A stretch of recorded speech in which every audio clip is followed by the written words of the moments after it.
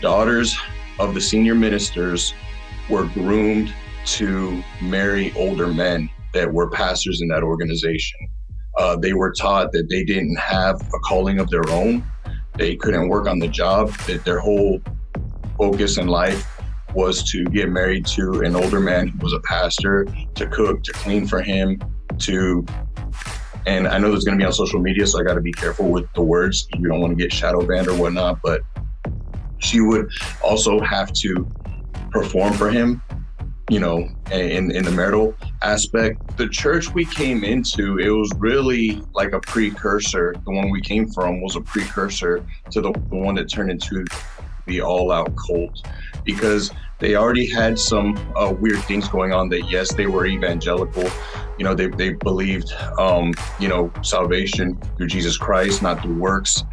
The teachings were all right, but they were already starting to preach this message that the pastor of that organization was one of the last people to really hear from God. And so people were afraid to kind of like leave that organization. But he came from a Pentecostal background. He really believed in signs and wonders. He really believed that if you just pray enough, the signs and wonders are going to come. So here we were down the road and the signs and wonders weren't happening. He was manufacturing a lot of signs and wonders, but there was no true evidence that God was doing anything through him, and that scared him. So this thing was getting him, and he was saying it would tell him this spirit, those 2-9 that he was having the whole church surrender to, that he thought was God, was telling him things like, it's okay, every father has feelings to touch their own daughter. And it was very perverted. And when he would counsel couples, he always wanted to know the fine details about what's going on in their bedroom so he can help. One thing that he was known to do is you could be on the phone and he would tell you where you're sitting, what you're doing, almost like stuff was feeding him that. And when people were having doubts about the church and they wanted to leave, it's almost like he had this mind reading ability, which was familiar spirits depositing. Blessed are the peacemakers, for they will be called sons of God. This episode, ladies and gentlemen, is going to be with my brother, John Rodriguez. He's part of our Man of Peace Fellowship. He's become a dear brother.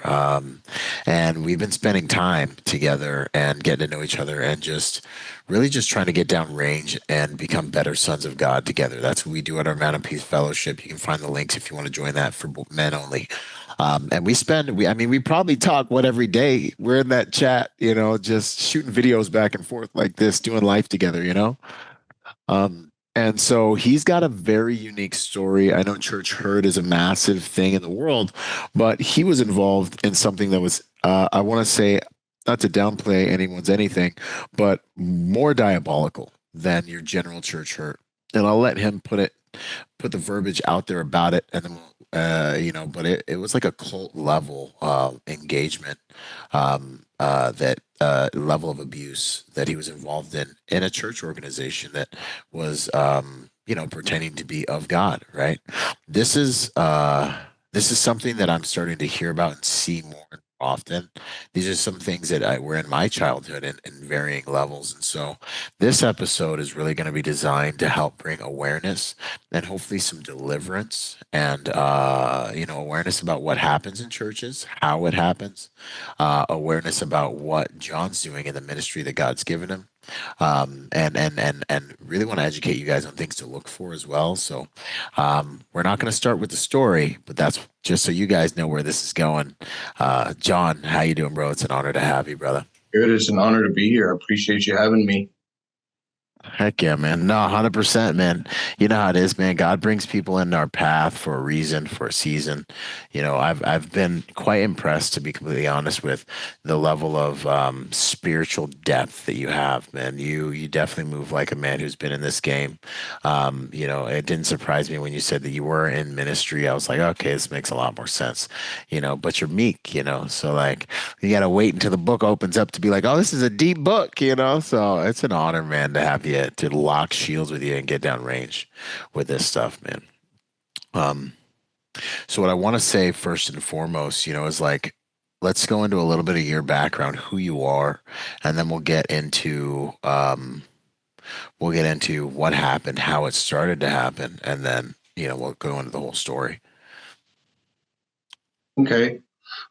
So pretty much, I was had a pretty good salvation story, I guess, to start out with. I was 18. I was still in high school, finishing my senior year in high school, and I was pretty much a street kid. Kind of had some things go kind of wrong with my family, and I gave my heart to God. Walked into a church service one day, um, and really just went straight from slinging on the streets to street preaching, trying to get kids in my high school saved. My pastor at the time had discipled me, and he saw that there was a zeal and a drastic change in me. So he started discipling me for ministry himself, and started having me preach 3 point message, lead Bible study, lead church meetings, things like that. You were young, you were picked, you were chosen, right? And then you kind of got, that's really when you got saved. It was high school. Um, what caused you to really want to follow Christ? Just a rough life and like somewhere to go, or like what drew you in? Boom! I want to invite you guys to the Man of Peace protocols and implementation groups. So if you've been watching the podcast and you're like, yo, this is pretty cool, I'm really liking the vibe, all the things, we have underneath the show, in the show notes, hit the link, and we have implementation groups. We meet monthly. We are a fellowship, the Man of Peace Fellowship. We have live events. We have all kinds of things. Get into the implementation groups. We meet over Zoom. We are going through life together, working on being the best sons of God, men of peace we can be.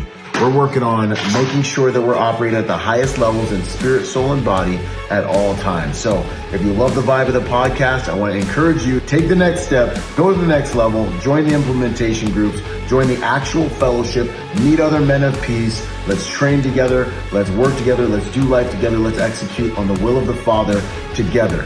Blessed are the peacemakers.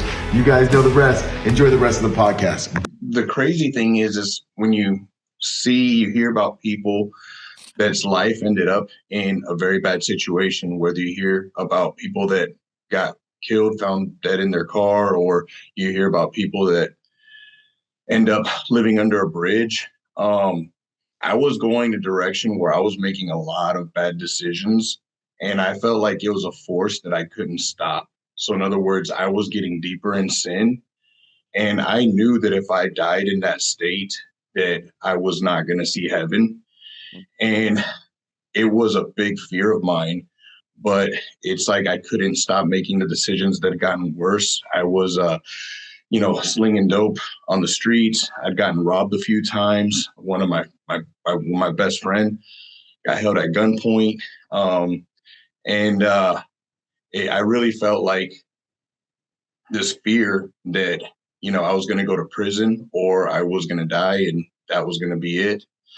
But I would just silently pray sometimes that if God could have me not die, well, however that looked like, I wasn't a Christian yet. I just knew I wasn't right with God, that if he didn't let this be my outcome, he would intervene somehow. And then, so my brother had gotten saved before me, and he'd already lived outside of the house. And he started communicating with me the things of Christ. And I went to a church service, and it was almost like when I came to the one church service, I prayed for salvation. Um, I want to say that the power of God really fell upon me, cleaned me up, took addictions out of my life at that moment. And really, it was really a radical change. And I realized that's what I was praying for, that would change my trajectory. There's no way that I could stay in the streets and not die. So God actually just removed me from the streets by bringing me to a place where I can get saved and start learning about him. So at that point, I just made a total 180 and was just thankful that, I didn't have to have that life anymore. Yeah, let's go, man. I love those stories, bro. One, it brings glory to God. Two, it shows people like this, there's people out there living that life that think that like, oh, you know, that they can't be saved or they're too bad, to walk into a church. And so I just love the redemptive power of Christ. And also too, man, like the power to break addiction. you've lived this, so it's not like us, it's not like a scientific study where 9 out of 10 scientists agree with whoever's funding the study. Gentlemen, guys like us, like we're obviously men of power, right? So I don't do things that bring me power. That was my path as a young man. Um, and so, and now as a son of God, everything that brings power to the kingdom. And now that's what we execute on through the power of Christ, right? Which we learn from wars and battles with things that make us into slaves. That the power of Christ is the most powerful power, right? And so I love just even touching on that reality for guys that are listening to this. This is the redemptive power of Jesus Christ by the power of the Holy Spirit that can save you from addictions, that can get you out of your lifestyle in miraculous ways, mind you, that you can't even think of. So like you be in a spot where you think there's no way out for me. These guys are going to kill me for sure. Mm-hmm. For sure they're going to kill my family. There's for sure no way out. But the problem is you're coming from logic, and we serve a supernatural spirit God. And so his ways are higher than our ways. We have no idea what he has for us. I could have never imagined what he's had for me so far and what he has for me. And so when you attach to that your heavenly birthright as a son of God, man, it's so good. So that's awesome, bro. Heck yeah. So then what happened? How did we get into this church? Like, how did it get its hooks into you?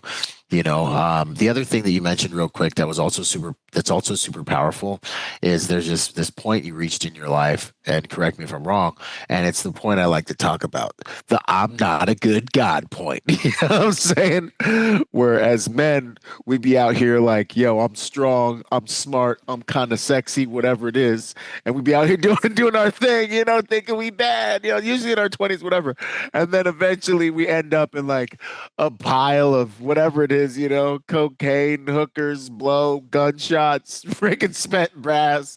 And we're like, jail, and then we're like, yo, I guess I'm not a good God. like you were saying it, you were like, yo, I just could tell like there's no way I was gonna survive me Yeah. being God over my life. you know and that's a very important moment. That's when we find God. Now there are the wise ones of us figure it out before they get there, but most of us, we got to learn the hard way. That's good, man. I love that. So how did we get into this church cult thing? Let's start describing it. Like, how did it start? For me, I can tell you this much. I know that, my mom, it was an amazing mom. She helped construct the man you see sitting here today.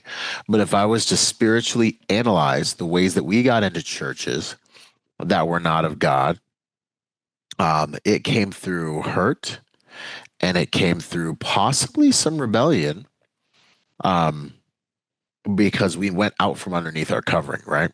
So we went to one main church, pastor who I lived in his house, close friends with his family, offered some counseling about disciplining me. And I think it offended my mom. And she left that church. And we went out searching.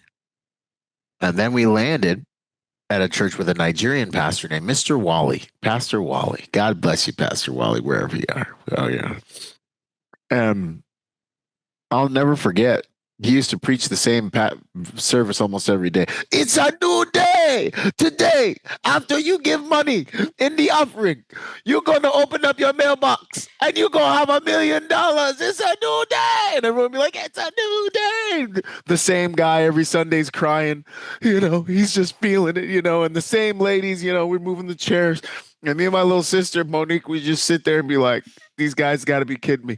And I still had the spirit of discernment even at a young age. I remember being like, yo, I don't trust this cat. And I remember telling my mom, never be alone with Pastor Wally, And she was like, oh, he's married and he's, and maybe there's something about, women being out from underneath a covering, that should be mentioned. Maybe there's something about that.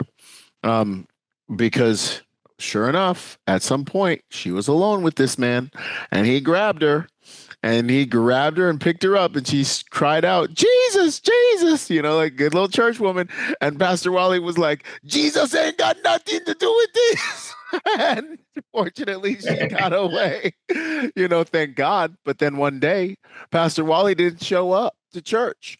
And instead, I want to say one of the agencies, I think it was the FBI, did. And they were like, "Oh, Pastor Wally has been traveling across America, starting churches, stealing money, and disappearing." And he was like 1 week ahead of them, and he was gone again. And so Oh. these things happen. I hope they got him eventually, and he came to Christ. You know. But anyway, man, so that was kind of a sequence of events I think can serve people. Is listen, guard your heart with all diligence. Out of it will flow the issues of life.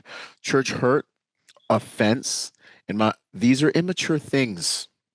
These are immature things in many cases. Some cases, there's things to work through, but like these things can start a cycle in your life, if not navigated by the Spirit, that can open you up to stepping outside of maybe where God wants you, regardless of the reality that imperfect humans are there. Maybe. The other side of that is sometimes when it's time to go, it's time to go.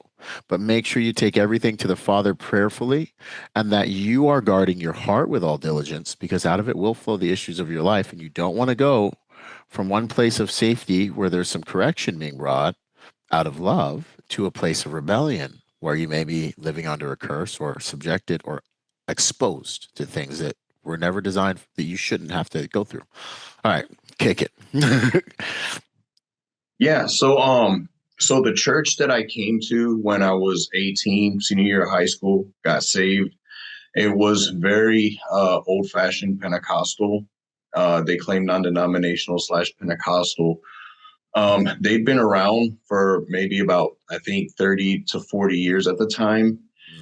And so I had my pastor that was discipling me, and there was an overseer that sat on the general board of that organization.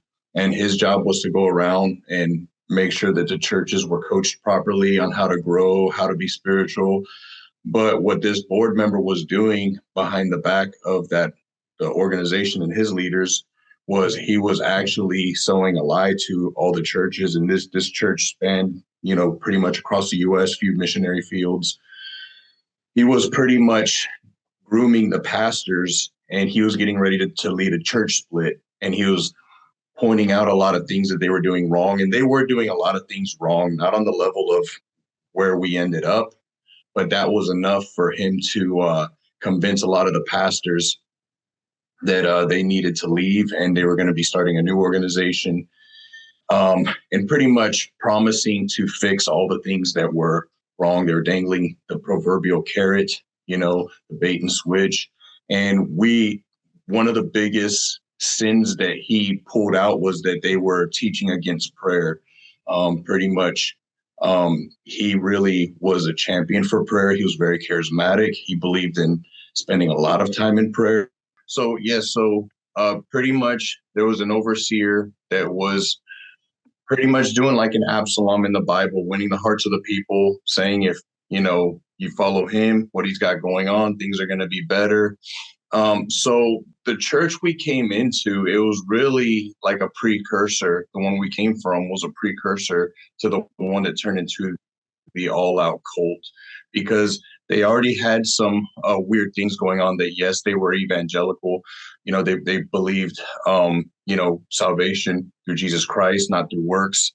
The teachings were all right, but they were already starting to preach this message that the pastor of that organization was one of the last people to really hear from God. And so people were afraid to kind of like leave that organization because they believed he had a link with God that other churches, modern churches, had been compromising. And so therefore they weren't, receiving direction from the Holy Spirit anymore. And so the first church already had like the similitude of a cult built into it.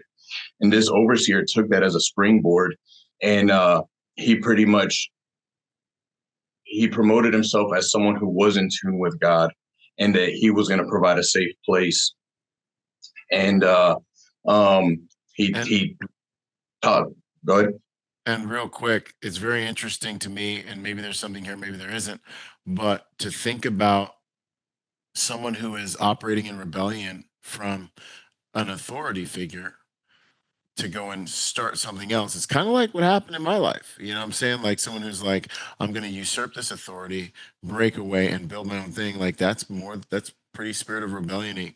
And then to let in this curse, to see it really come to a more full manifestation upon the sheep that he pulls away is a very interesting kind of, to me, it seems like a very similar chain of events. Yeah. And so pretty much for 2 years, they would have a church conference twice a year where pretty much all the pastors and whatever congregation members they could would come and meet in Missouri for a church conference. And they would hear from the pastor of that organization, and people would get their direction, quote unquote, from God at this time. But what he was doing is after the conference, the ones that were secretly with him, this was going on for 2 years. He would have a separate conference after the conference. He would rent a hotel, and they would use like the ballroom, and they would just have secret meetings about, the compromises happened. We need to do a church split, but we need to be careful who we tell. And so the way I ended up, groomed for this cult, I was going to the local church that one of those pastors, my local pastor, he didn't understand exactly what was going on. I'm going to say for the most part, he was a victim himself.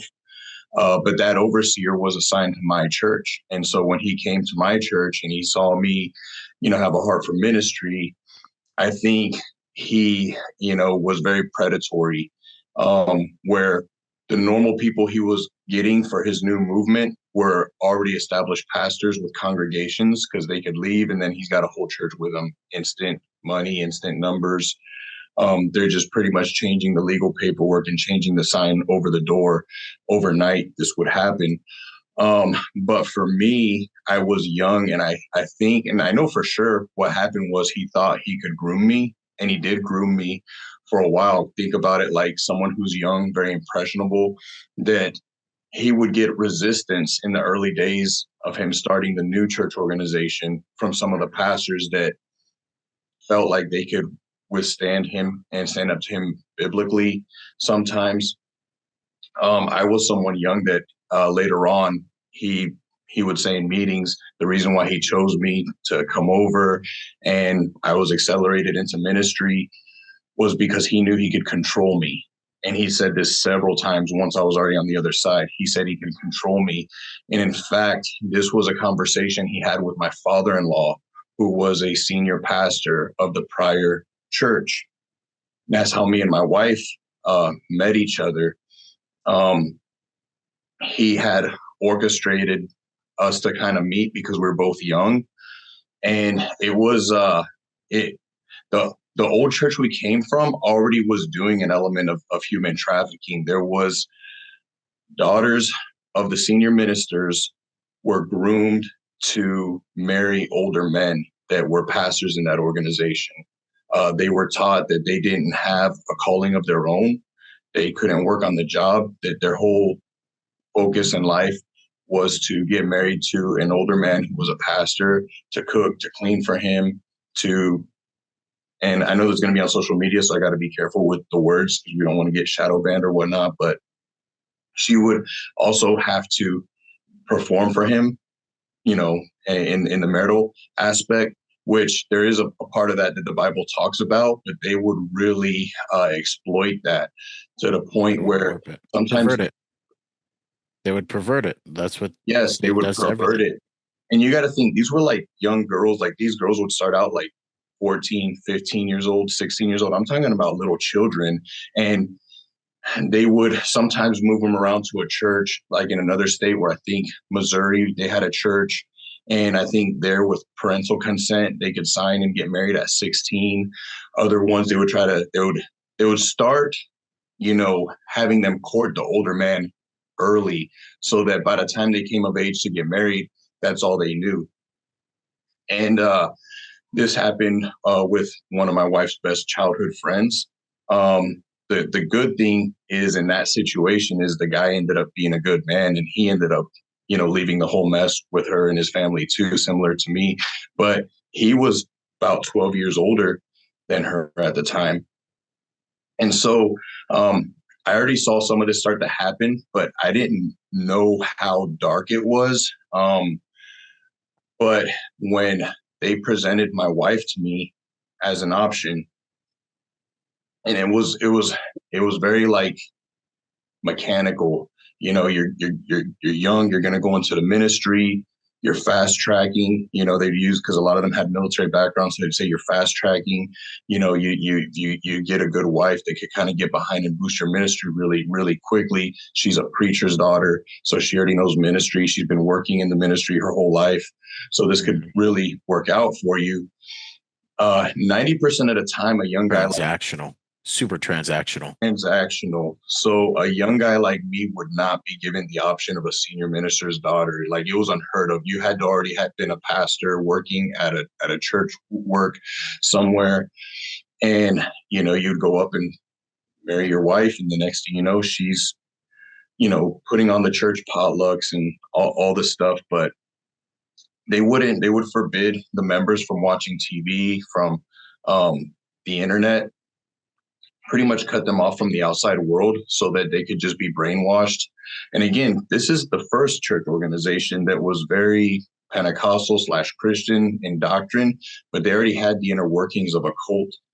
Mm-hmm. So when my wife was presented to me by this overseer that was leading a coup, I felt like there was something crazy going on with the whole situation.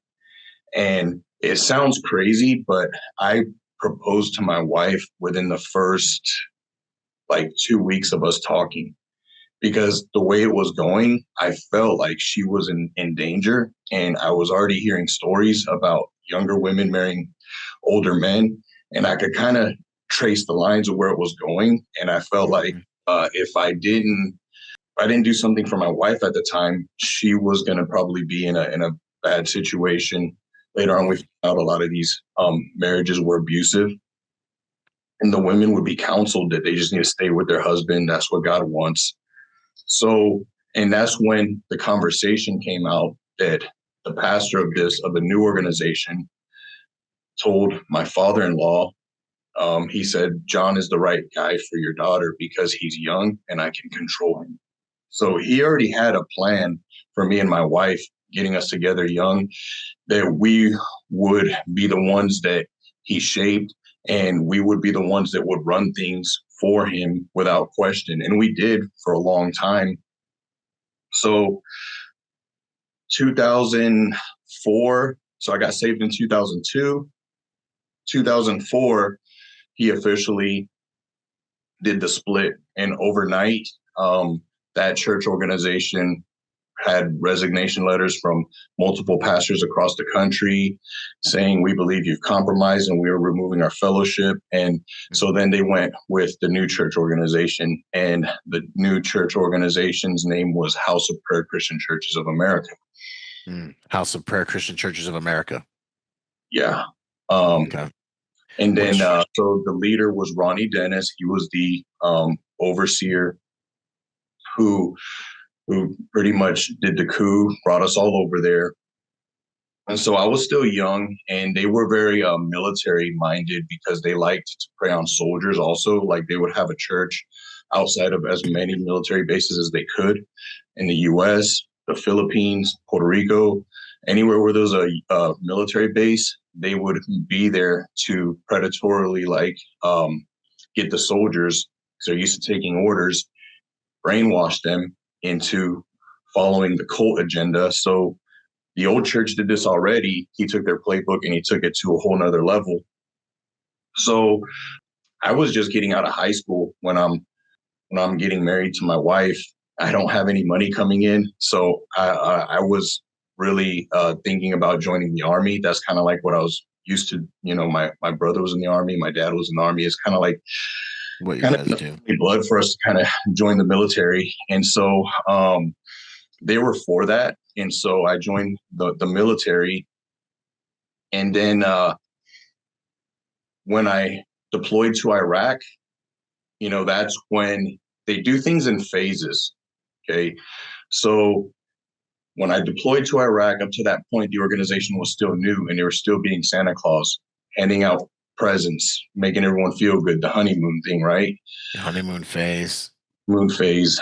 So I deployed to Iraq, and the year that I deployed to Iraq, my wife was there by herself without her family. And what they do is once you move or once you marry, they move you to another state, far away from any influence you have. So now we were at the headquarters church, and we were at the full, pastoralship of Ronnie Dennis, where we were not just waiting for him to pass through and teach us new things. We were there all the time. And so the year I was in Iraq, she was there by herself. They really broke her down mentally and emotionally. Yeah. She's vulnerable. Yeah. And I remember she couldn't tell me a whole lot over the phone when I would call her. I could tell stuff was wrong. And turned out that they would just they would really make up lies about her. They would make up lies about, like, for instance, they would say like she didn't know how to clean the house, just random things. And they would just blow it up over the pulpit and in ministerial meetings. And they really like set it up to where like anything my wife did was always a failure. She couldn't get ahead of anything. She was preached at regularly over the pulpit that she's on her way to hell. She never got saved, that she was a preacher's kid, and preacher's kids a lot of times hide in religion. Like they really just, and her father, who's a senior minister, he knew better than to question it. He's on the other side of the country in another church. And I'm gone. I'm in Iraq. And by the time I got back, she was pretty broken. She was pretty shattered.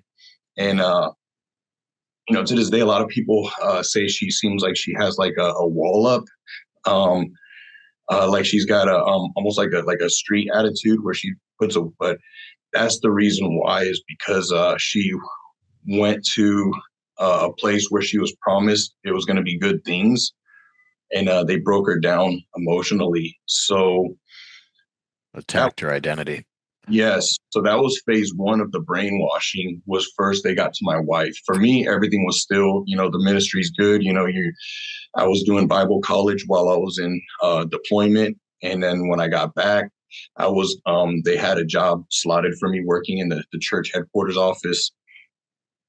But the day I got back from Iraq, what they would do is every day they had noon prayer meeting where we had to go to pray, which the prayer was good, but it was always ended with a brainwashing session. They would get behind the pulpit, and they would, at the end of every prayer meeting, they would break down people's lives, like throw their dirt like out in front of everybody, and call names, talk about why this one's on their way to hell, why that one's on their way to hell, why this one never got saved. They would call pastors out, like seriously, they would break everybody down, like no one was exempt. And so impressive. I came back from Iraq, and I got back late that night.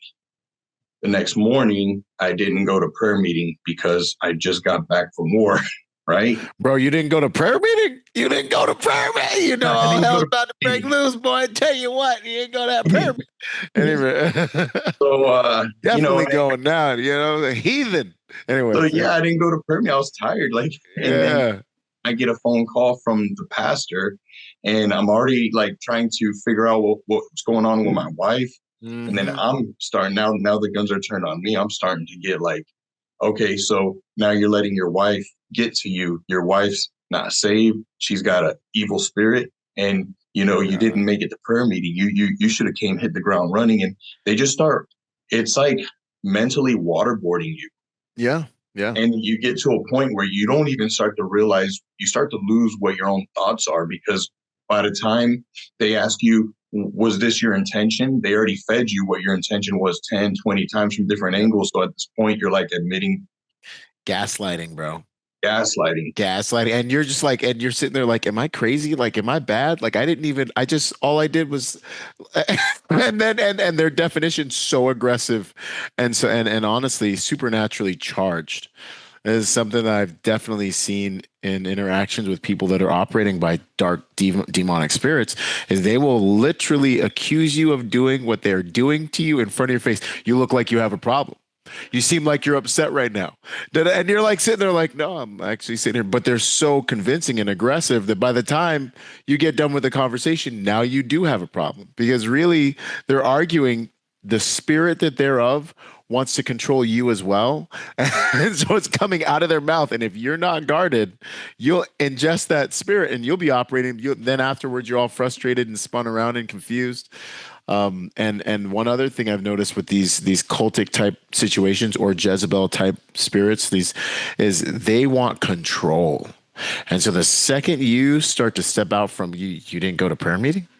The second you start to step away, the control mechanisms are amazing. And that's why you attack someone's identity because people will never outperform their identity. If you can continue moving the carrot and you can continue getting that person to try to get your acceptance, try to keep getting your acceptance, try to keep getting your acceptance, the more they go, the longer they keep to try to get your acceptance, the more hooks you can get into them, the more control you can get into them.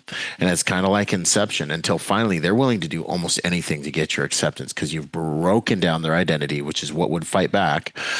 And you've had them chasing the carrot for so long that they end up stretched out, and a lot of them they can't get back to baseline. Wow. Anyways, continue. Yeah. Sorry, give my 2 cents. Oh no, appreciate it. So that's just like a formality of how they would start the brainwashing. So this is what they would do to everybody in a compartmentalized form. So one person, they're beaten down like this, but the next person misses prayer meeting because they had to do grocery shopping. And it was, okay, sister, we understand, God knows. And it's like you got two different scenarios going on. And they would use to justify, well, if you're called to ministry, you're to a higher standard. And so the way this organization worked was the higher up you were, promotion was not a good thing. It just meant you were that much more not saved and you were that much more reprimanded behind closed doors. And so what had ended up happening with me is my first pastor, he came over too. And when I got back from Iraq, he was working as the secretary of the organization, doing all the legal paperwork. And one day he just took off. He was gone, left his wife. He just disappeared. He dipped. And that was a story for a lot of people. A lot of people just disappeared. And what happened was the secret conversations would go on when these people got a bad spirit in them and would leave, is that they had high-powered lawyers and they would pretty much threaten them that they'll come after them. They'll take things from them if they ever say why they left. And it was a mystery. And so you would see pastors just disappear. You'd see fathers disappear. You'd see children disappear, like literally like run away from home and like you just never hear from them again. And then the story from the pulpit is they didn't want God. They got another fell away. Yeah. But they were working on people, when nobody knew it. And so what ended up happening was, so my first pastor left and he had a big job in the organization, keeping 501c3 paperwork up, handling the books. He was the chief administrative officer.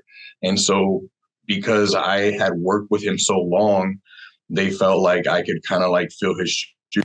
I went from being a young kid, just got back from Iraq, got out of the army, to all of a sudden I was the acting chief administrative officer. And I came into his office, pretty much looked at all his notes, everything that was left behind. And I was pretty much told I need to figure out what he was working on, find out if there was any problems. And this is my mission. So I did. And I mean, it was quite a thing to learn, but I felt the pressure. And so overnight, I pretty much was doing all the IRS stuff, you name it. And that was probably the worst thing that I could do, but it was probably the best thing I could do at the same time, because Ronnie Dennis had seen that under pressure, I could learn things pretty quickly. And he was running a real estate empire secretly where he was taking people's identities in the church, buying houses in their name, taking out mortgages, taking out loans, defaulting on the loans, then getting loan modifications, having people in the office call and act like they're the person living in the house and their house about to be foreclosing. It was a big scheme. Meanwhile, the real people whose credit is being used had no idea that stuff was going on. And if they ever checked their credit report one day and found out they had 5 houses in their name, they were threatened like really bad if they were going to do anything about it. And they were saying, this is for the kingdom. You don't want to help God, you know. So I was in the office. And so this is like high level spiritual manipulation and abuse of a position, authority, all these different things. And they apparently were convincing enough to really scare people. Like these guys were really capable of doing some bad things, it sounds like. Yeah. And so little by little, my responsibility started shifting from doing church admin to all of a sudden I was, okay, let me just get the insurance for these properties. Next thing you know, I'm going to these properties and we need you to show a house real quick. It's for rent. At the end of the day, I'm running around as a licensed real estate agent.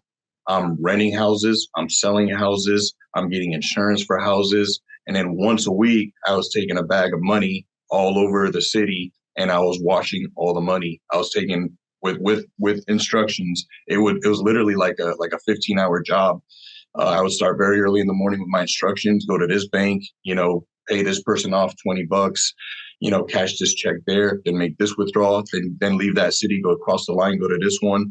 And it was, I would probably be laundering easily $100,000 to $300,000 every single week. And I would be depositing $10,000 to $20,000 every week into Ronnie Dennis's personal account. And this goes into when we start working with the FBI and stuff. This is where I was able to see things that other people couldn't. So, it's like decently high level fraud. Like this is like gangster mafia level. Like we got an operation going. You know what I mean? Oh yeah. And then also they bought off lawyers. They bought off elected officials. They committed voter fraud. Like I remember when the sheriff was running, they got him elected several times. They had him in his back pocket. And I remember them having a bunch of absentee ballots for people on the voter list. They got the binder, people that they were able to confirm because it's a small town. This person doesn't live here anymore, so they'll never know. And they would fake the absentee ballots. So, wow. Elections can be rigged. I witnessed it first. Yeah, I witnessed it. This is the math, bro. Yeah. Wow. And so yeah, they were doing real estate fraud, identity theft, and all of this looked bad. But at the same time, you have this fear because I started out young here that this is where God put me, and if I leave, the stories are that curses follow you. And then if I was man enough to say, you know what, I don't care about that. And it was, John, if you ever leave, I'm going to take your kid from you. I'm going to take your wife from you. Your wife won't follow you and it was set up like North Korea. I watch this happen all the time where a husband wanted to leave and he thought his family was going to leave with him. Next thing you know, she's with another man and she says, no, I don't believe that what you have is of God and you need to go ahead and leave. And then he's threatened and then he never sees his kids again. So like in North Korea, they say that family members turn each other in for food to the point where they watch their own family members be killed. Okay. That's pretty much the spirit that was going on in there. What I say is it was a white collar concentration camp. Because, when you get into human trafficking, of course there's sex trafficking and there's labor trafficking. There was a lot of labor trafficking going on in there. And so I was working a full-time job doing all this stuff that I was telling you about, real estate. and they were only giving me $50 a week for gas. And the food that got donated for the poor, the church would take the best things and use it for their functions, and they would leave the stuff that was like rotten and close to expiration, so that people could see that the poor were coming through. And that's pretty much what I fed my family off of the entire time I was there. See, that's one of the things wrong with these guys, man, when they be hustling like this. You got to take care of your guys, man. You know what I'm saying? Like these bad dudes never take care of their people, man. You know what I'm saying? Like if we doing something, I got to make sure my guys, man, are good. It always amazes me. I'm like, you're asking people to do all this stuff and you treat them like crap. Anyway. Yeah. Oh man, it's heavy. And so I was we were in poverty, but they made it look to the outside because I was working in the office. I was handling the paperwork. So I always had Hickey Freeman suits, and those suits retail for like $1,500. What would happen was I would get them from the pastor because we wore the same size, and he put me on an infinite payment plan that I would never be able to repay him. I would pay him $100 a month for clothing.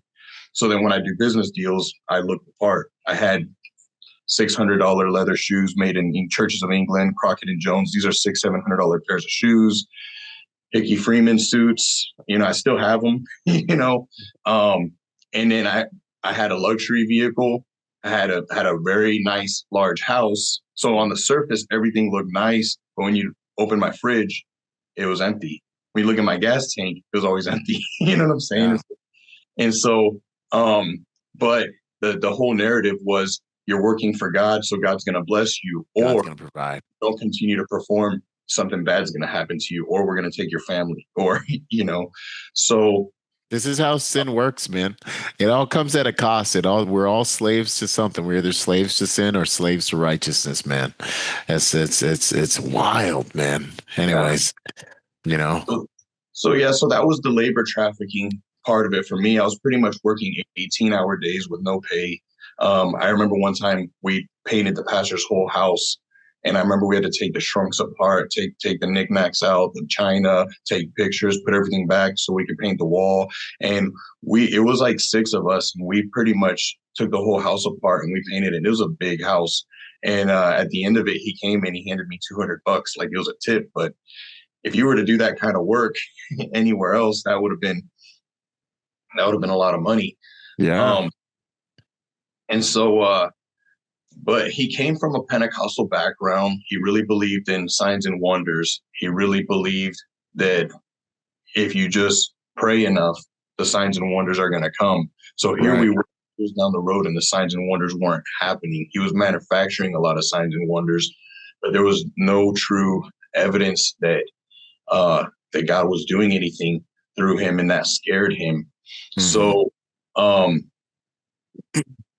the money laundering, all that, because I was impressionable, it wasn't enough for me to fully decide to leave yet. Plus, I didn't want to lose my family. I didn't know where I was going to go. But he started, he had different houses in places the church didn't know. He had Rolls Royces, he had places in Florida, Miami, and he would go there. So at some point in time, he got in contact with some Jewish rabbis that practice a form of mysticism. He never used the word Kabbalah, but later on I was thinking, as I see what transpired, I think he had some kind of a lost form of Kabbalah that he was practicing. And when he came back, he would see them at like every weekend, every other weekend. He would come back. Next thing you know, he started like doing numerology, where he would want to know your birthday. He would type it into the calculator. He would tell you things about your future, your past. He would read palms. He started dealing with actual spiritism. Okay. So what I mean by that is, and I'm still putting the pieces together with some of the stuff that I've been learning recently, but it was pretty evident that there was demonic possession going on with him, because he would act one way, and then all of a sudden he would be a completely different person. Like, I'm talking about, he would be nice to people. He would be giving people hugs. He would write someone a check for $100,000, and he would say, Abba Yahweh told me to give this to you. But because I was on the inner circle, later on, he would snap out of it. And then everybody, his wife, his daughter, me, the people around him in his house, people that are usually with him, he would get mad and he'd be like, why, he'd pretty much, Why'd you let me do that? This is your fault. let me do that. And he's yelling at everybody like it's their fault. But then he would go in and out of these trances and you would see his eyes flicker. It was crazy. His face would get longer. I've said this before. His face would get longer. And his eyes would just get this weird flicker in it. And that's when we knew. And so what he was doing is he was telling us now the narrative had changed. He said that the Bible was written for the masses, but in that scripture, Deuteronomy 29, verse 29, the secret things belong unto the Lord. He was saying that within that scripture, there's things that God hid for prophets. And so he started calling on 2-9, the numbers 2-9. Okay. And he started calling himself by a different name. He was saying that Ronnie Dennis is gone. He is now Kadesh Moses, and that Ronnie Dennis is with Abba Father already. And he was claiming that it was revealed to him the date of the rapture, which the date of the rapture came and went since I left. And the date of the rapture that came and gone so many times in so many churches. Yeah. Whenever someone says that, I'm like, oh man, you ruined it, man. I seen that one come and go a couple times. Yeah. Good Lord, man. So pretty much at that point, once he started calling on 2-9, like he would call it, like he pretty much surrendered the entire church to this 2-9 spirit. I'm still figuring out what it was. Yeah. Obviously it wasn't God. Obviously it was demonic. I'm saying like the origins of, I've never heard anyone in the occult calling on 2-9, but this was something that he felt was giving him power. And it seemingly was for a while. Gematria numerology type thing, man.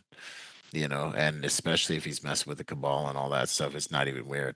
And you can see the separation, like he's claiming he has access to the supernatural above the supernatural. Like, you guys have all studied the Bible, but the secret things, like you just see the power structure and how that works. It's like, okay, so now we need you in order to access the secret things. Go figure. Like this is how this type of manipulation always works. Yeah. And so this is where he really started getting crazy. And this is where me and my wife started looking like something's really wrong, because things haven't added up for a while. We've always thought things he did was kind of like crazy, kind of extreme, but not enough to say like, okay, well, maybe that doesn't dethrone him from being a pastor. But now he's straight up calling on other spirits. He's getting possessed. I think he was doing, I know he was doing, what's it called when you, astral projection, where he was leaving his body, because he would be talking about being called up to heaven and talking to God with another name. Mm-hmm. And I think, so when he'd go in these trances, when it seemed like something demonic came on him, I think at times, yes, it was something demonic, but there was times when I think someone else was actually in his body controlling him. Mm-hmm. Because he would make these comments about, we can't go see Rabbi so-and-so anymore. And he would be yelling like this person's controlling him. And I think someone was actually, while he was in astral projection, somebody else slipped into his body, and I'm not sure how it all works. But he couldn't break away from it. And he would hear voices.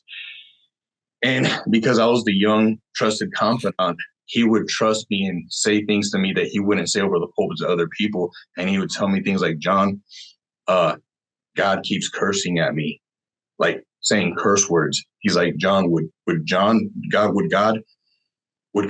curse at you? If God cursed at you, should you believe that it's really God? I said, no. I said, God would not be cursing. And he says, but what if he did? And he looked at me, what if he did? And I said, he wouldn't. And then so he would leave me alone. But it was almost like he was afraid. And like, because I was like the young guy that he groomed, I was the only guy he would trust at times with this vulnerability. Then he told me at times he'd heard this voice telling him to touch his own daughter. And he told me he didn't listen, but he did end up hurting her. And I don't know what that means. How did you not listen, but you did something that ended up hurting her? So this thing was getting him, and he was saying it would tell him this spirit, those 2-9 that he was having the whole church surrender to, that he thought was God, was telling him things like, it's okay. Every father has feelings to touch their own daughter. And it was very perverted.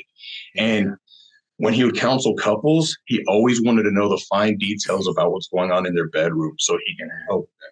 And so he was building up an arsenal of perversion in his brain. And this other spirit was catalyzing that. And so you'd go to a church on a Sunday morning, on a Thursday night, the whole church would fall down, hypnotized. Like this, there was actually like power going on. Oh, yeah. And in the very beginning, it was subtle. I didn't realize what was going on. I would fall down too. I would raise my hands in worship, thinking that this was God, before he started coming and like actually talking about the stuff that was happening. And so once I fully realized that this was not God doing this, I had to repent. Like, and even though I wasn't like, I wasn't like fully like involved in like embracing it, I didn't go and learn this stuff like he did.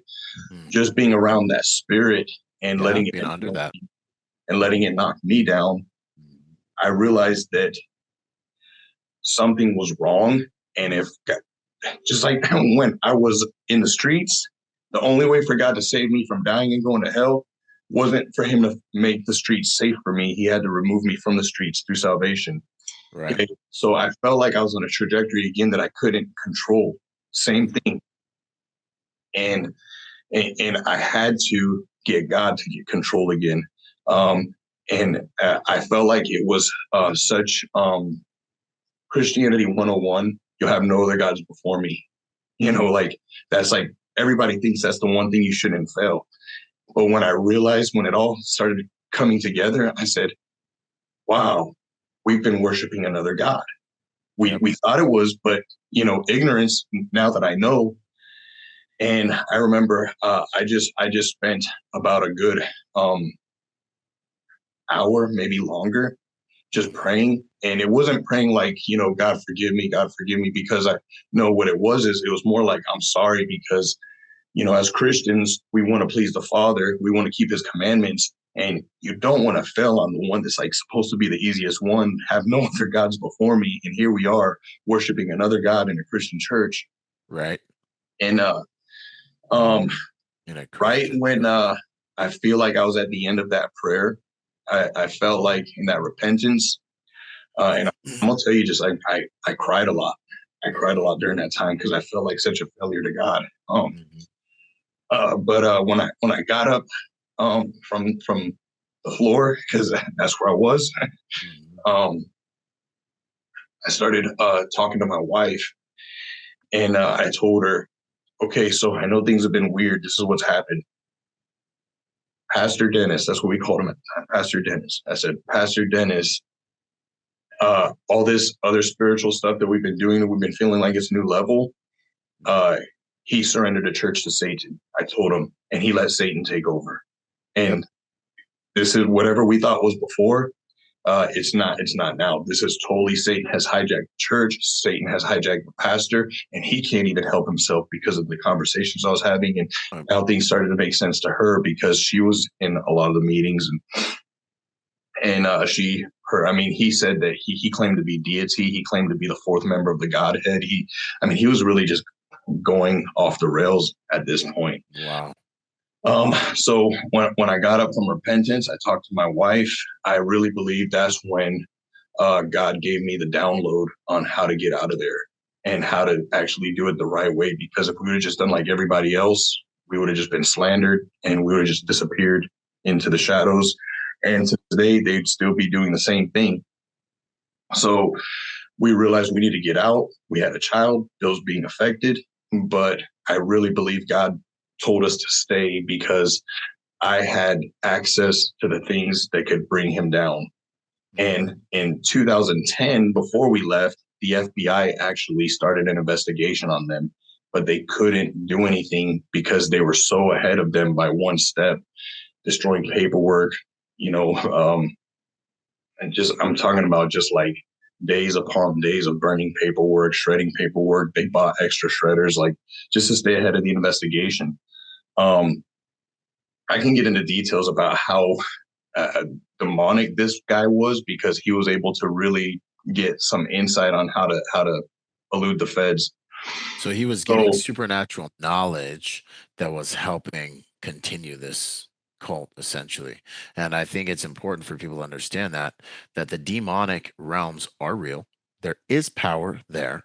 It is power that's underneath the feet of Jesus and it does not have power over our power. However, there is power there, and the difference, one of the primary differences, is that power costs you. It costs you, but there is power there. I mean, growing up in the Bahamas, I seen witches and warlocks do things. I seen competitions between witches and warlocks to see who could make it rain over just their area of land. I seen people that have been turned into zombies. I saw a four-legged midget once in Africa, bro. Through wow, witchcraft, four-legged. Walked right in front of me, and another guy I used to work with who also had the name Byron. Like the demonic, there's power. Witches and warlocks. yeah. It's just that the difference is that kingdom demands things that end up costing you everything. Um, it's very interesting. And Christians need to wake up to this because they need to realize we have a real adversary who has real soldiers, who has real foot soldiers. And these people they infiltrate churches. Like, not everyone at your church is good. Some people are literally deployed there to do witchcraft and to stifle the destiny of that church and the people in that church and multiply sin in that church and multiply gossip and fornication. Like, there's a real war going on. So, nah, man, let it rip. This is awesome, by the way. This is good, bro. Like, just going on this journey Uh, with you, man. It's yeah. another So, testimony. and yeah, speaking of like the demonic and the power. Okay, so like, I mean, yeah, I don't like to talk too much about Mm, the signs and wonders because I don't like to, glorify the kingdom of darkness, but right. we do need to realize that it's real. And one thing that he was known to do is you could be on the phone and he would tell you where you're sitting, what you're doing, almost like stuff was feeding him that. And when people were having doubts about the church and they wanted to leave, it's almost like he had this mind reading ability, Yeah. which was just familiar spirits depositing Yep. information into him. And though we weren't seeing big signs and wonders, those were the scary things that made everyone think like, yes, he is a prophet. And so if we leave, he can pray for us to die and we're probably going to die. And so when I repented of my involvement with that, the miraculous thing that happened was the time that we spent there, it was like God put the blinders on the kingdom of darkness towards what me and my wife Wow. were doing because I started going back into the office. I started pulling files. I started cloning hard drives, started cloning computers. There was stuff that they didn't want on computers. And so I was taking pictures with my phone of documents that they didn't want a trace of. We would go into meetings, and in Georgia, I believe the law is that's where the headquarters was. The law is that you can record as long as one of the parties are okay with it, so the other party doesn't need to know. Mm, So that's for it in court, but I also wanted testimony wise for people to know that whatever lies he's saying about why we left wasn't true. So me and my wife, we would go at different times. We would have the recorder on our phone and put it on our lap, and that straight was straight up real secret agent, double agent work, man. yeah, yeah, and it was nerve wracking because like Yeah. say we're at a meeting and then my son's like at the house and being watched by other church people. Say like the phone falls out and they see it's on the record screen. Like what is going on? And then next thing you know, but there's times that my wife would go into a meeting that I wasn't a part of. And then there's times then when I was there, and so we recorded a lot of conversations. We pretty much had everything that I think I could have. And once we had enough evidence, that's when we decided to, okay, now it's time for us to leave. We got enough. And so I was at my real estate office. I had a real estate office and I had a church office. They're both, by the church, but I had to have a legitimate real estate office to look like I was a real legitimate real estate agent. So I was there. Me and my wife, we started packing up things overnight and moving them to a storage area. And so we were trying to let people know that we kind of could trust that, they'd been with us a while. And, sometimes people say, yeah, I knew something was wrong. Well, somebody that I had talked to had turned me in, and I wasn't at home. And so that's when they found out we were leaving. And so at that point, they sent guys to my house where my wife and my son was, and they broke in. They padlocked the garage door closed, which is where my wife's vehicle was. They took the battery out of her car, and they were still silent at this point, and they were trying to call to my son before my wife knew they were even in the house. And they were trying to call to him to kidnap him because they realized I was leaving and I was building a case and I had evidence. Yeah. And my wife heard it, and my son, he was only 9 at the time, but as soon as he heard them whispering and trying to call to him, he ran straight to my wife. And then that's when everything hit the fan real quick. She took him into the bedroom. She hid him under sheets. She barricaded herself in there. And then at this point, these men are like kicking down the door, trying to get in. The pastor of the organization, he's on the phone, on the speakerphone, trying to get her attention, telling her she can't listen to me, that I went crazy, I lost my mind. And he was really in a point of desperation because I think he really realized I'm the one guy that does not need to leave, because so far everyone has left and they could just disappear, and those their word against. And so I called the police. But you're already deep, so you're in deep. You're the one guy that can ruin him. Is that what you're saying? Right, exactly. So pretty much we were the young couple that he thought he could groom and control this whole time. We're the ones that actually turned it back on him. And so I called the police. They asked me if any of the men have a gun, if I knew it. And I knew one of the guys kept the gun. So I told them, yes, one of the men has a gun. And so they sent 4 squad cars, and they said, we'll meet you there. And I was just letting them know that I was already on my way over there anyway, and I needed help because my family's being held hostage. So I got there to the front door. 4 squad cars met me. I opened up the door, and they went in right behind me. And at that point, everybody just shrank down. We cleared the house, and there was no more threat at that point. They left, or they got arrested? So they didn't get arrested. I could have pressed charges, but I just wanted them out of the house, and I wanted an escort so me and my wife could finish getting what things we could and leave.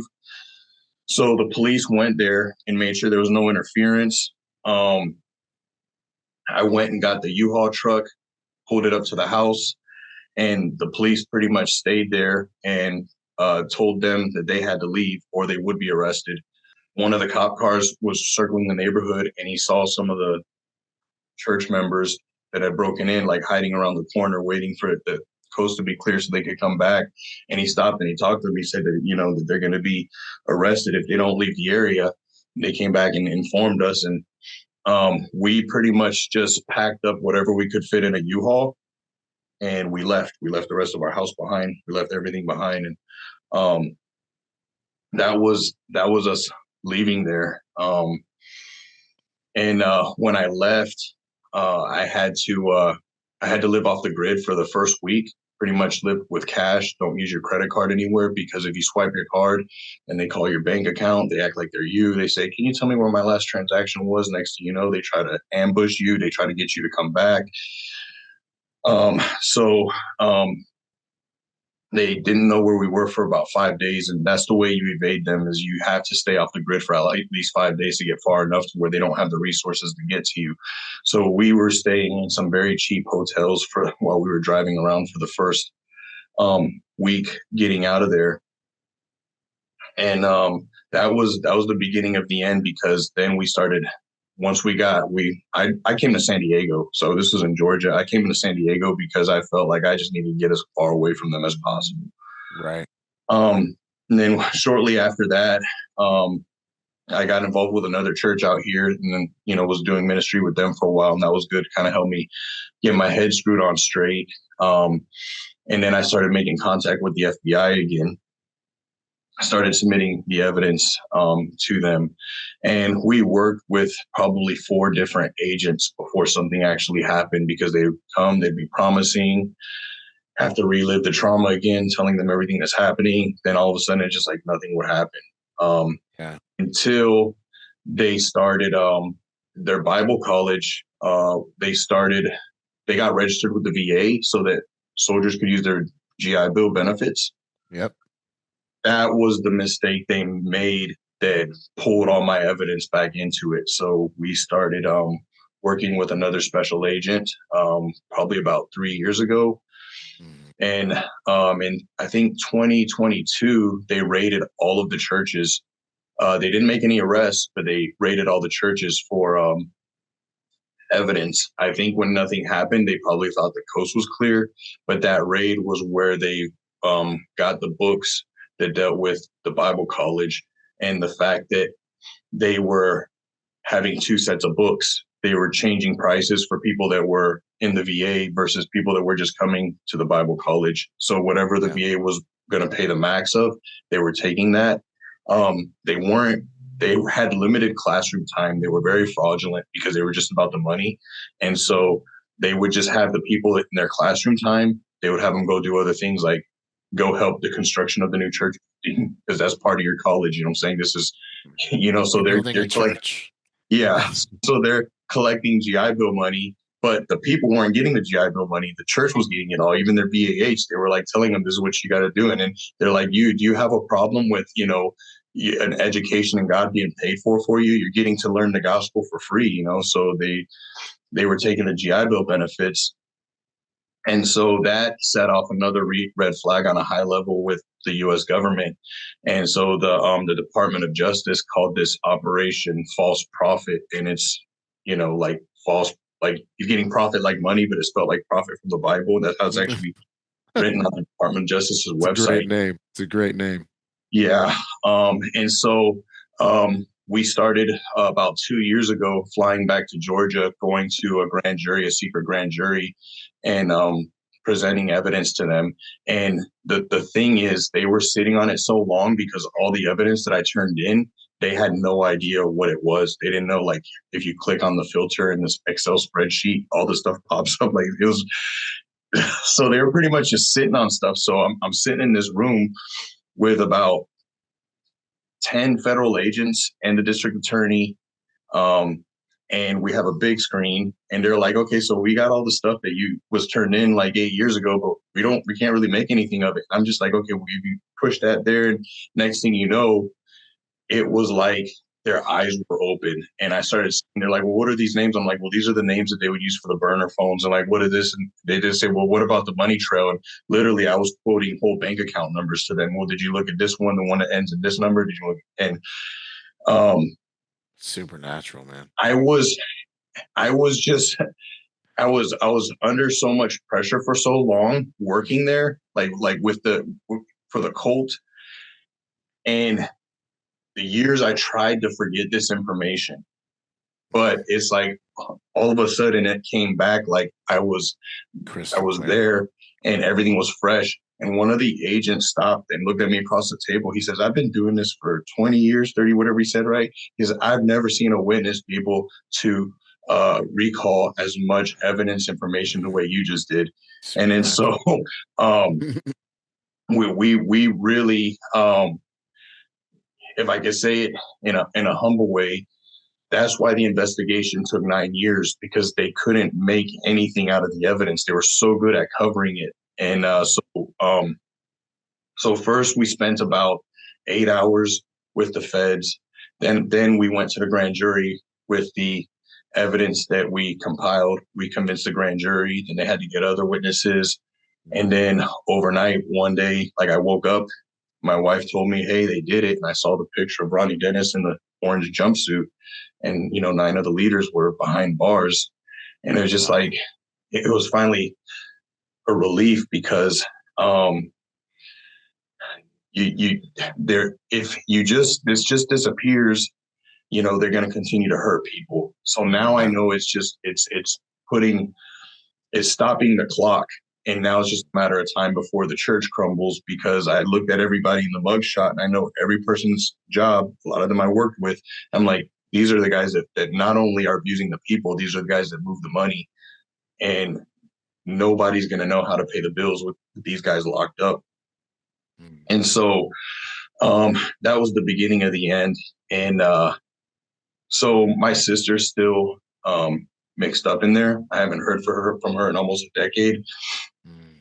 But I guess she called my mom recently and was asking my mom for money for the church. Mm. And because their lights are going to get cut off.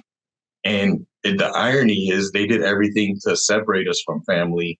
But now the church is hurting. They don't know how to handle the money. All the heads are in jail that work with that.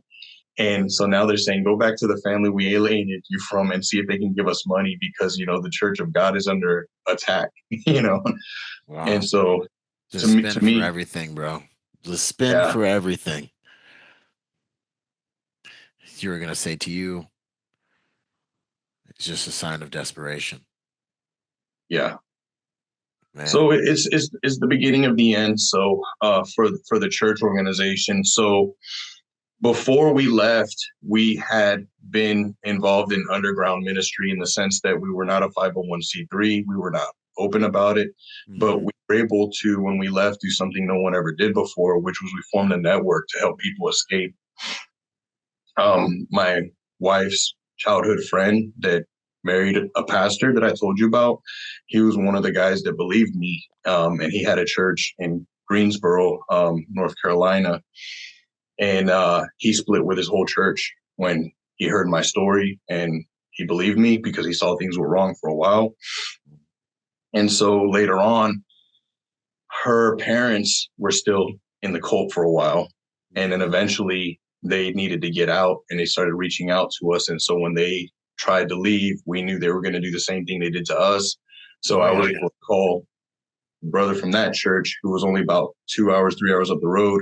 We were able to send a QRF. Hey, say they're going to be packing, and can you send some of your guys over there to run interference if they come to the house, they try to sabotage anything like that. And they did. And there was several times where people left, and we would be on the phone with them trying to let them know that, no, you're not going to hell because you're leaving. This is the right thing. God has good things for you. Pretty much helping to get their mind back in order.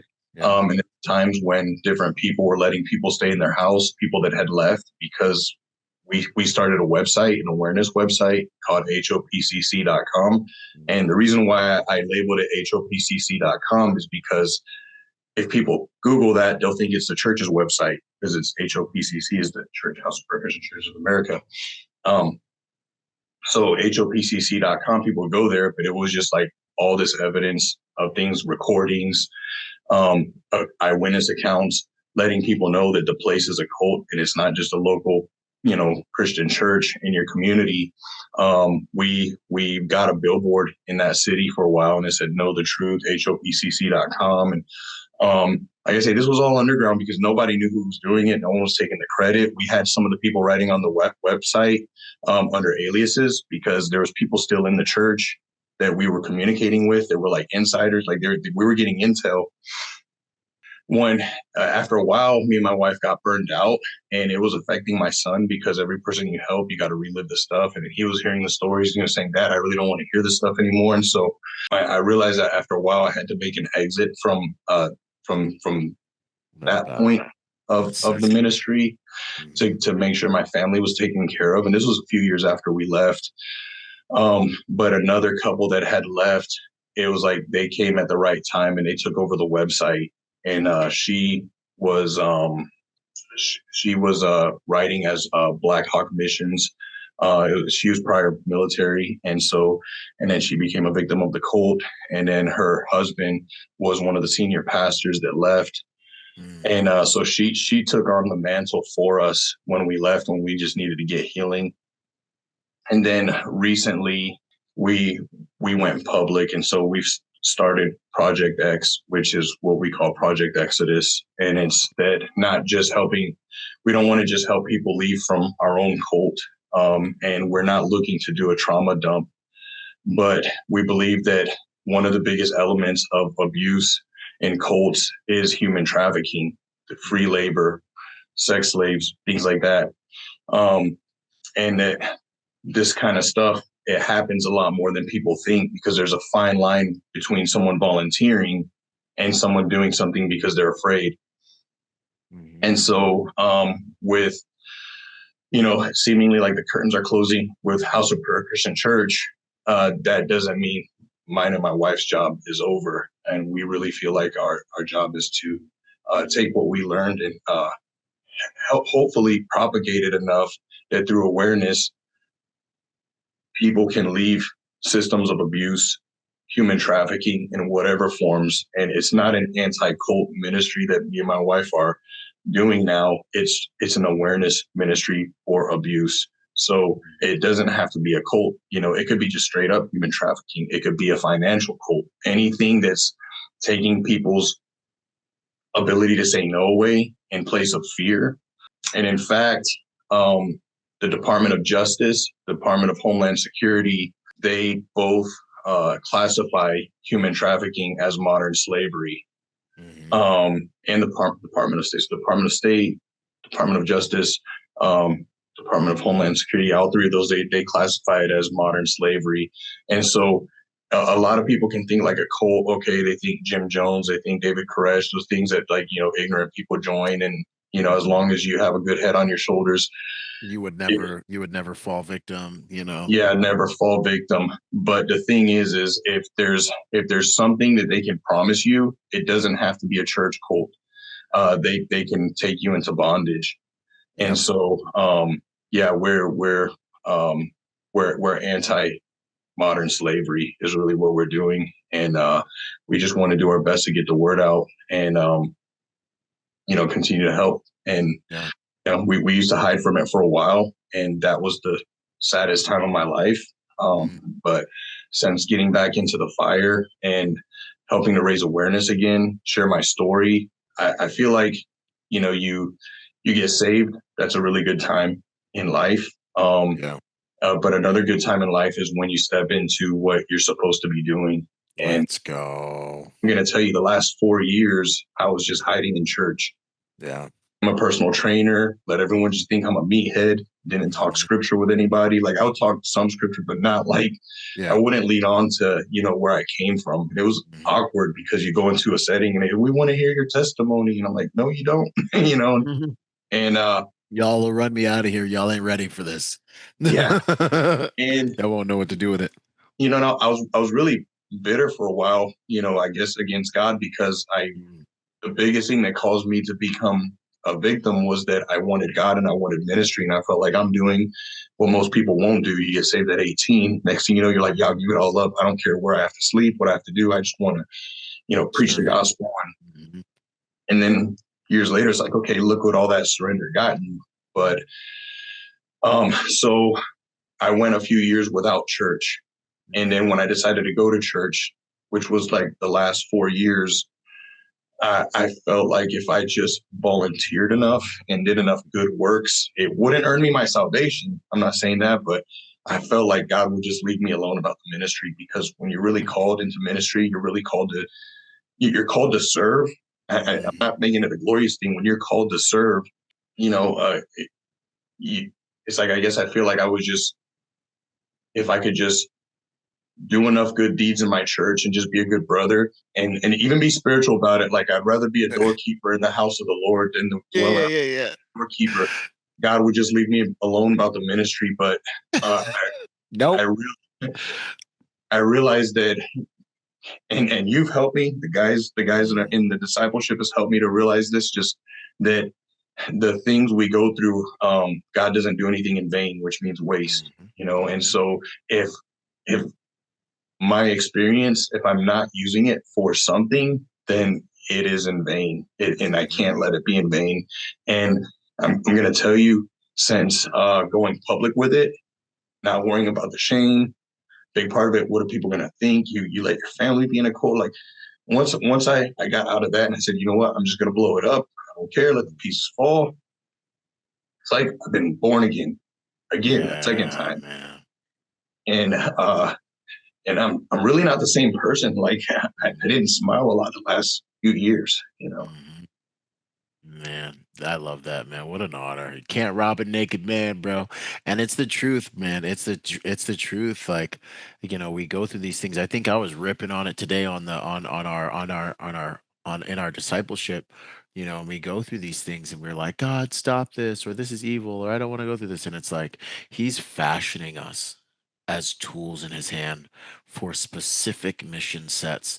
You rank up in the spirit by the things you go through, and they're designed to give us authority to go into the specific places, the dark places we come from, to be able to do damage in ways that only someone who's from there can do damage. You know what I'm saying? So for everything that you've gone through, man, like he has fashioned before you were in your mother's womb, I knew you. I fashioned you. He fashioned you and your wife for this specific, like it's like a special forces specific type of ministry, and it's just so amazing. And we have the same heart, bro. Like even like I have it on my back, by the grace of God I am what I am, but that grace has not been given to me in vain, because I went harder than them all. And then you hear Paul catch himself, yet not by my strength, but by the strength that you've given me. Corinthians 15:10, man. And that's the same cry in my heart, bro, is like I just can't let everything I've gone through be in vain. I can't let it, he didn't waste it on me. I may not even always be right, but you want to know the one thing he's gonna say?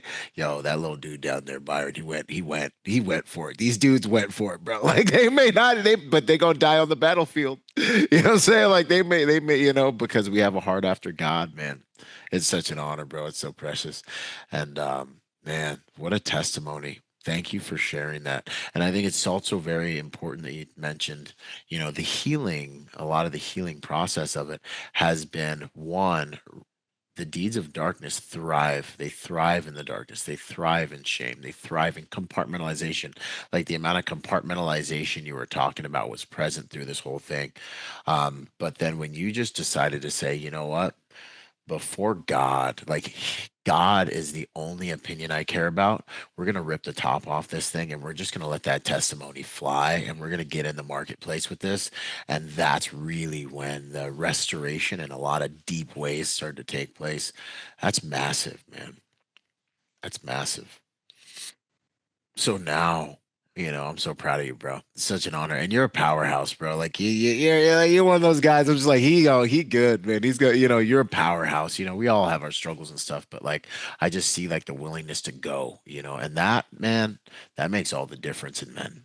That's one of the reasons I think many are called, but few are chosen. Some of them just keep circling, circling, and they never just go in. But so now with this new ministry, like if someone wanted to get a hold of you guys, if someone is in a tough situation and they need to try to figure out a way to get out, a way to get off grid, how would you direct them to begin that process and reach out to you guys? So right now, our main outlet is my Instagram, which is project underscore X spelled EX underscore unsilenced. The unsilenced is because, we're finally going public with it. I think we launched it probably about like 4 months ago. We're in the process of trying to get turned into an actual 501c3 so that we can, do more with it. But right now, people have been reaching out by DMing me on the Instagram, and we have been able to help and talk to some people. So if they want to reach out to me there, and then there, I'll gladly exchange my phone number with them, because at that point, people do need advocacy and people need aftercare. And those are the two things that me and my wife have been doing these last 9 years, is really helping people, advocacy, letting them know what's going on, where they're at, or the state of where their loved one is. And the aftercare when they get out. Okay, you can't just get someone out. Sometimes aftercare is a physical thing, but a lot of times it's more of a mental thing. A lot of people left and got into self-destructive patterns when they left. We want to stop people from doing harm to themselves. We want to stop divorces from happening if we can. A lot of people left from there, and their marriage had been through so much turmoil that they called it quits once they left. So, if they want to get a hold of us through the Instagram, we're going to have a website pretty soon where people will be able to get in there. But that's the easiest way to get a hold of us right now. Okay. I love it, man. Such an honor, brother. Um, and then final thoughts, man. If you could say something to someone Let's say the world was ending in 30 seconds and you had one last message you could get out to the world, man. What would it be? Only what's done for Christ shall last. Oh, my man, bro. That's power. That's power. Only what's done for Christ the last shall last, gentlemen.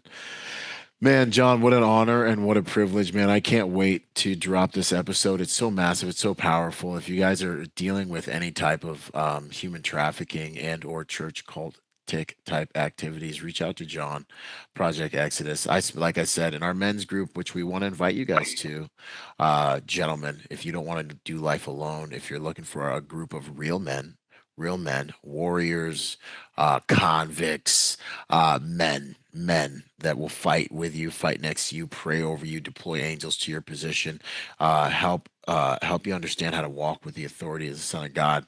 We're all imperfect men that need a Savior, that are learning how to walk as sons of God.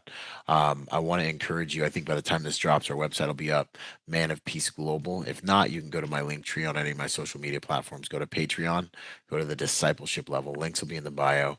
It's not for the casual. So that's the gateway. I think it's like $30 a month, but we spend time every single day. We're sharing Bible verses. We're working with each other, video chat, a lot like, kind of like what you're watching now. And it's turning into an order of nights that are in service to the kingdom of heaven. So hopefully we'll see some of you guys there. John's one of our stakeholders. He's one of our main dudes in there dropping knowledge. We got a good group of main dudes in there though. So there's that as well. What would you say to everyone about the discipleship, about the Man of Peace discipleship? What's it been like for you, John?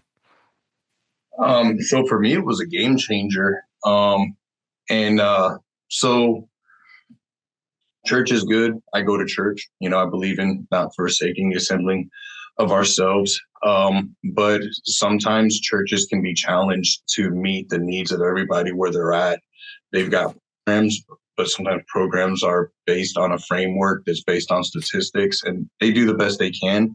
But sometimes I think it's sometimes it could be too big of an enterprise for some people. So with the Men of Peace discipleship, for me, what I notice is that's taking care of the things that you're just not going to get in a normal church. You've got guys that have law enforcement backgrounds, military backgrounds, or violent backgrounds. And, on the surface, churches can have things for that, but this is just an unscripted fellowship of men that are there for each other. And men of God, men who, we pray for each other. And it's really a good brotherhood. And I'll put it like this. Like I say that I've been a new man since I've been public with my experience, but I've also been a new man since I've been part of the Man of Peace discipleship, because they both kind of happened at the same time. I went public, then, as you know, Raleigh introduced me to the group. And I needed to be around real warriors, okay? Yes. Not just people who had a good theology. And Right. some of the guys might not have the same theology as somebody else. Some people are like further, but the one thing is we're all real.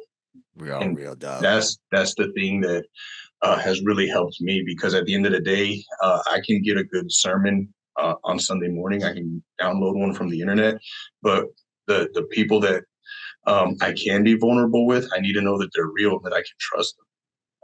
And so it's given me a place to really thrive, and the encouragement, because we talk so often, and everybody has a spiritual theme, and iron sharpens iron. The Bible says that evil communications corrupt good manners. So when the further you get away from evil communications, it's good edification on a personal level. So yeah, it's definitely there's a lot of people that need fellowship like that and discipleship like that, not just program cookie cutter, but true people that have experienced life. And we're here to just listen to each other and keep each other, help hold each other up in prayer. Yeah, yeah, and minister to each other. Yeah, man, it's the structure is so that no man has to do life alone. you're doing life with God, and then you got a platoon of guys that you can link shields with at any given time. Because before the end of the day, arguably at least 22 veterans are going to put a gun in their mouth and aren't going to make it through the day. And that's just the veteran demographic. Like, men have been under attack, right? So, yeah, man, we don't want you to have to do life alone, man. There's a brotherhood. Boom. What's up, guys? So check it out. Podcast, all the free content, all the things are supported by Patreon. So if you're listening to any of these episodes and it's a blessing to you, it's helping you in life, we now have our Patreon platform up. It's also a really cool place where like I consolidate all my content, and so you actually get to see everything because the algorithms, for whatever reason, don't always show you everything. But anyways, if you want to support the podcast, this stuff's not free. Getting these videos edited, published, paying people to do all this stuff, syndication strategy, putting it all out, it ain't free. But it's an honor to do so, and I believe it's my work and it's what God wants me to do. So if you guys want to join forces and help support that work, I want to invite you to check in the show notes, join us on Patreon. You know, the whole give a cup of coffee. For what you pay for a cup of coffee, you can really help me out quite a bit actually getting this thing going, keeping this thing going. All right, God bless, Semper Fi. Thank you for being here. We love you guys. Boom. When it comes to the technology you use to protect your home, there's nothing better than Deep Sentinel. AI-driven, human-monitored technology that will keep you and your family safe for the same price you're paying for whatever Ring doorbell system you have. Check out Deep Sentinel. It's such an honor to join forces with these guys. They should be in every single house in the world. Get real-time Overwatch for you and your loved ones. And for 10% off, depending on when you're watching this, don't forget to use code BYRON at checkout. Blessed are the peacemakers, for they will be called sons of God.